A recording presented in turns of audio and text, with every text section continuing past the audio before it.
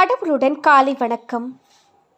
புனித மத்தேயு எழுதிய நற்செய்தி 7ஆம் அதிகாரம் 15 முதல் 20 வரையுள்ள இறைவார்த்தைகள். அக்காலத்தில் இயேசு தம் சீடரை நோக்கி கூறியது: போலி இறைவாக்கினரை குறித்து எச்சரிக்கையாயிருங்கள். ஆட்டுத்தோலை போர்த்தி கொண்டு உங்களிடம் வருகின்றனர், ஆனால் உள்ளேயோ அவர்கள் கொள்ளையிட்டு தின்னும் ஓநாய்கள். அவர்களின் செயல்களை கொண்டே அவர்கள் யார் என்று அறிந்து கொள்வீர்கள். முட்செடிகளில் திராட்சை பழங்களையோ முட்பூண்டுகளில் அத்திப்பழங்களையோ பறிக்க முடியுமா? நல்ல மரமெல்லாம் நல்ல கனிகளை கொடுக்கும், கெட்ட மரம் நச்சு கனிகளை கொடுக்கும். நல்ல மரம் நச்சு கனியை கொடுக்க இயலாது, கெட்ட மரமும் நல்ல கனிகளை கொடுக்க இயலாது.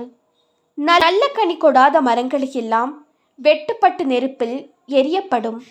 இவ்வாறு போலி இறைவாக்கினர் யாரென அவர்களுடைய செயல்களை கொண்டே இனங்கண்டு கொள்வீர்கள். இது கிறிஸ்துவின் நற்செய்தி.